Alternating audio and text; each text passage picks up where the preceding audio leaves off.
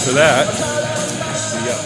So one of the bands I wanted to see the most, Metallica, big shocker for those who follow the cave and see my posts. Right. But they were good. Again, I get picky because I've seen them so many times at this point already. And it's not a full show. I mean, there's a lot of shows here, but the bands only play somewhere between 5 and maybe 8 or 9 songs, depending on their billing. They did well. I can tell you during this show, I was right up against the fence, if you will, before the stage. And, I'm a pretty big guy, but I'm getting exhausted trying to hold off all the pressure that comes in. So the security guards will pull you up over the fence, which is kind of cool because they actually pull you up on stage. So then I get to be on stage and you wave and then the massive security guards like, you're going that way, buddy. And then you walk all the way around and come back again. So after Metallica, which didn't finish, I don't think until 1 something in the morning, 1:30, I was exhausted. And I'm like, I can't see this next band. And I'm not really into them anyway. They're probably going to stink. I'm going to bed. And the next band came on at 3 a.m. Yep. And it was Aerosmith, my first concert. And they played for an hour from 3 to 4 a.m. And I'm told it was fantastic. So I missed a good one there. I just couldn't who do the it. heck? I mean, I don't. For those people sleeping during, I don't know. I don't understand. They're I on acid or something. I don't know. Stay awake. So what else do we So at the miss same time, there's a south stage where other people are Right. playing. So at the same time on the south stage, you would think it would be less interesting bands, but in '94, the south stage at the same time as these other bands we're talking about, Right. the Cranberries was awesum. I got to see that. in '94, amazing. Maybe that's where they're playing Yeah, King's over X was there, playing, yeah. maybe, right? The band, I mean, that's a big deal for people who like Yep. music. That's Yep. a big deal. Primus with Which Jerry Cantrell from Alice in Chains, who had to back out because of Lane Staley's drug problems. Right. And then Salt and Pepper. Yeah. Okay. So Cranberries was one of my favorite shows very much. Yeah. R.I.P. Dolores. Yep. Primus was interesting. And after 2 or 3 songs of some amazing bass play, I was like, this is still not going to work. I need to go get a hot dog or whatever that was. So that would take 2 hours. And I was really disappointed to miss Salt and Pepper. Nothing against the, Yes, right. Salt and Pepper. But And Primus is just a very strange band. So, yes, right. Yeah. So that's Friday night. South, I guess, was sort of the alternative, right? That's Saturday night, right? Yeah. So then, so you're up in you had to Yes. We're up in the hills. You're up in the hills on right 10. by a helicopter pad, which is where they would bring all the talent in. So that was the negative. Okay, so you weren't completely... we haven't gotten to one negative yet? God, okay, good. Well, I'm just saying, for living way up there, it takes almost an hour to get from the tent to the North Stage. Yeah. And then the other thing is this helicopter, so every hour or so something's happening. But it's like the Vietnam War. It's like when choppers in, choppers out. Either that's the military coming. it happens at 4 in the morning, you're like, what the hell is going on? You're worried that your tent's going to take off. Right. We didn't have there's just pounds anchors. of people walking by all night long. Yes. Just noise, right? Yep. There's a concert going on, and there's just people everywhere. Correct. And then some people don't sleep wherever they're on. But So far we're in a day and a half now, right? So Friday's a half day, all day. So you're finding Saturday. food and water? So yes, amazingly, and so this is a precursor to the next one. So if anyone's with us, we're at 18 minutes. If anybody's with us at all, still, there's this Woodstock 99 We're going to have another episode because you went to that. You went back for more. I went back for more, and I thought it was going to be pretty good, and it was absolutely horrendous. Right. But we'll talk about that sometime. But there was plenty of water. I remember that, and I won't remember starving. Right. But there's some joke about the fact that the munchies cost more than the pot at Woodstock 94. Oh, got it. Probably true. It's a concert. Right, $135 for the whole weekend. Right. So you get a lot of rest, and then Sunday comes around, and you got Country Joe McDonald, who was originally at the original Woodstock. Yeah, I didn't see The that. Allman Brothers, I didn't see which that. probably was a big deal. Arrested Development, which, if you remember, '94, they were a pretty big band. They were they had hip-hop like band, 2, right? 3 or 4 kind of songs. Traffic, which is original. I don't know who was playing in Kind of Traffic old at this school time. here on Sunday. Yeah. Spin Doctors. Wait a minute, I did go to another festival. I saw the Spin Doctors and Blondie at Riverside Park at a 104 Fest. That's your definition of a festival. Yep. Okay, keep going. I mean, there were more bands. I don't remember the other one. Devo. Oh, Devo was there too. All right. Anyway, we go on. So Spin Doctors. Did you see Spin Doctors? I don't recall. Yeah.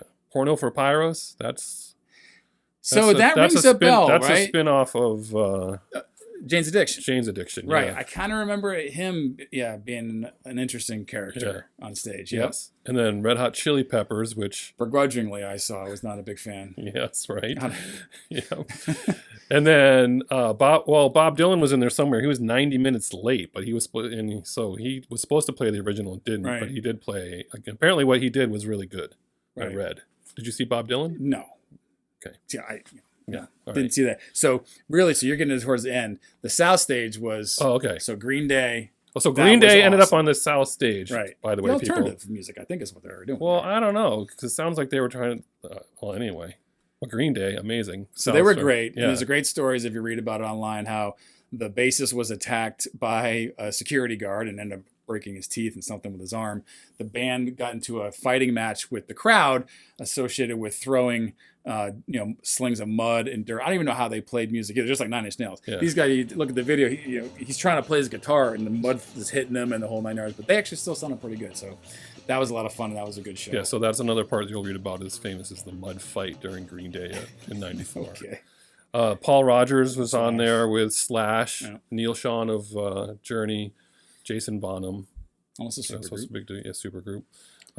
Santana and Jimmy Cliff. Yeah. Don't recall that. Because I think, was this the part where Santana had come out with that one song that they played incessantly for a year on every single station? Yes, they did. Yes, right. And you were probably tired. Yeah. And closed it all out was Peter Gabriel. Right. So that was also, because you put up the great shows that were there, or the great performances. Green Day, Cranberries, Nine Inch Nails, Peter Gabriel brought it all together, right? So we had only at the North Stage. Everybody was there. There was nothing else going on anywhere. So towards the end, they handed out candles. Everybody's shown it's really kind of peaceful. It wasn't pouring rain anymore. So that was really great. And I think Eco, was one of the big tune that he did. That everybody's going crazy. And '94 was a big deal because that's probably some of the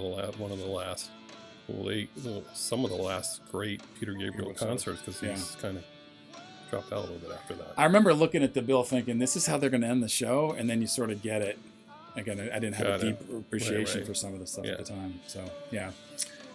So bands that didn't go, that we know that weren't there, that would have changed things even more so. Guns N' Roses, I don't know why they turned it down, but they did.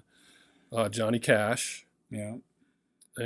Alice in Chains because the drug problem. And Todd Rundgren. Yeah. He was... Interesting. So meatloaf shows or something, but So I don't know. I don't mind not missing. Well, Cash would have been unbelievable. Yeah, right.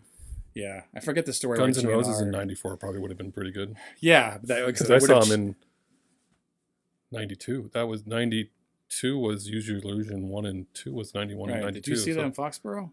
Oh, I did. That's another one. Did we go together? I don't even know. With Soundgarden? Because I went there. I saw them there too. I think we saw them there, but we didn't go. We didn't go together because that was like 92. Metallica opened. And so I watched Metallica and then Guns N' Roses. I think I left halfway through because I was just like, ugh. Anyway, another story. Oh, we were there at the 23 minutes. I thought I saw Soundgarden with Guns N' Roses. Okay. I'll have to look that up. Festivals. Anyway, let your kids go because what could possibly go wrong? Right. So all this is over. Yep. You wake up the next day. Okay, there's like me, Matt, and Josh. I mentioned them earlier. Garbage everywhere. Garbage, and this is just a really small part of the whole thing. So you just waited for everyone to leave, or was people already out? Slept in a little late. Yeah, but a lot of people had split too. Imagine, if you're down in that spot over there, it's so much mud. Yeah, right. You just want to get the hell out of there. I don't even know how they stayed past Saturday. Right. So then we had to figure out, okay, how do we get back to this very detailed spot? Right. And it was across the Rip Van Winkle Bridge. So here we are waiting for buses again. And, oh, man, a white van pulls up, Mark. And so I'm talking with some other friends we just met, and they said, how are we going to get back? And the van goes, hey, where are you going? Buddy, where are you going? And so we say something, say, I know where that is. So I know where that is. Jump in the van. So we jump in this van. And then we start hauling ass because he's trying to get back to pick up more people, right? It's like $5 a head or something like that. And then we start to realize as we're hauling down these roads that this white van has no windows, no handles on the inside doors. Of course. There is a metal gate between us and the 2 or 3 people in the front. Bring out the gimp. we could be completely taken away and we have no control over where we're going. But amazingly, we made it across the Van Winkle Bridge, got into the car, and made it home safely to be here today to talk to about share the stories. But it was great. It was a wonderful time. I think from a society perspective, it was really amazing to have like all these people show up, no phones. The musicians actually played their instruments, no backtracks, right? You don't hear a lot of stories of violence. You don't hear a lot of stories of sexual assaults. You'll hear in the next one for 99. And, everybody just kind of like pulled together, and it was a really kind of neat time. That's cool. Yeah. So how old were you in 94? No idea, man. Okay. I think it was college. So all right. 94, so it's all right. 17, 18, I didn't tell you you're going to do math.